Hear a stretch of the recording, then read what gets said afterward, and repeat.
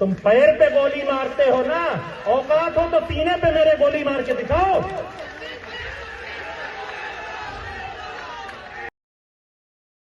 धमकी, हिम्मत, चेतावनी, ये बड़े बड़े और मोटे मोटे शब्दों का इस्तेमाल योगी सरकार की प्रशासन के खिलाफ योगी सरकार के मंत्री ही कर रहे हैं, कोई और नहीं कर रहा है।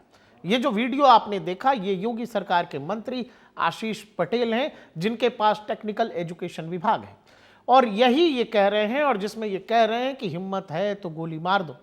ये दरअसल यूपीएसटीएफ के ऑफिसर जो हेड हैं, जो यूपीएसटीएफ को हेड करते हैं, अमिताभ यश को चेतावनी देते हुए कह रहे हैं। और ये सारा का सारा बवाल शुरू कैसे हुआ, उस कहानी तक आएंगे। पहले आशीष पटेल और कुछ क्या कह रहे हैं वो सुन लेते हैं।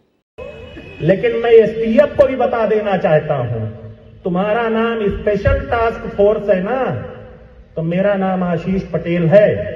तुम पैर पे गोली मारते हो ना, औकात हो तो सीने पे मेरे गोली मार के दिखाओ।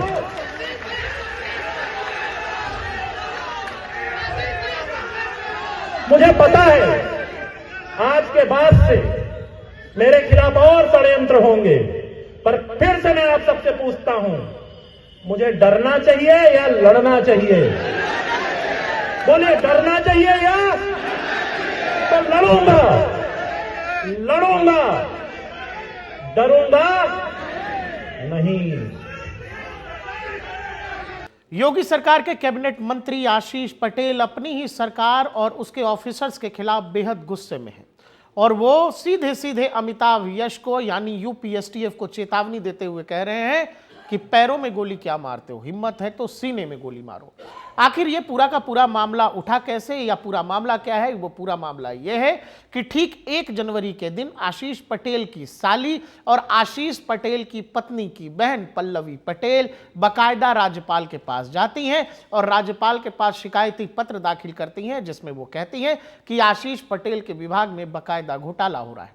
जिस लेटर में ये बताया जाता है कि आशीष पटेल हर लेक्चरर से 25-25 लाख रुपए लेकर लेक्चरर्स को एचओडी बना रहे हैं, और यहीं से पूरा का पूरा मामला शुरू होता है, जिसमें आशीष पटेल सीधे सीधे सरकार और सरकार के नेताओं या मंत्रियों पर आरोप तो नहीं लगा रहे, लेकिन सरकार के बड़े प्रशासनिक अधिकारियों पर आरोप लगा रहे हैं कि एक तरह से वो चाहे शिशिर सिंह हो या एसटीएफ वाले अमिताभ यश हो, उनकी पूरी कहानी में ऐसा लगता है शिशिर सिंह और अमिताभ यश पल्लवी पटेल के साथ मिले हुए हैं, जो कुछ आशीष पटेल कह रहे हैं। अगर किसी विभाग, किसी सरकार में कोई मंत्री गलत काम नहीं किए, या तो गलत किया है या गलत नहीं किया है, तो स्पष्टीकरण देने की जिम्मेदारी किसकी होती है? राज्य के सूचना विभाग। सूचना विभाग स्पष्टीकरण क्यों नहीं जारी कर रहा है? क्योंकि मिस्टर शिशिर सिंह चाहते हैं कि वो और मंत्रियों का मान मर्दन करके उन्हें आनंद आता है, पर मैं मान मर्दन से दबने वाला नहीं। कितने मंत्री रो रहे हैं, कभी उनके जाइए, सबके घर पे बैठिए, चाय पीजिए, अपना दर्द उड़ेल के रख देंगे, लेकिन उनकी कुछ मजबूरियां होंगी, बेचारे कुछ बोल नहीं रहे हैं। पर मेरी कौन सी मजबूरी है? मैं तो ठन गोपाल हूं, लेके चल दूंगा। डोर कहां और भी मंत्री पीड़ित हैं क्या इसमें? आप कह रहे हो और भी लोग हैं? ये तो आप पता कर लो, आप तो बैठते भी हो सबके साथ, आपको तो पता है कौन कौन पीड़ित है।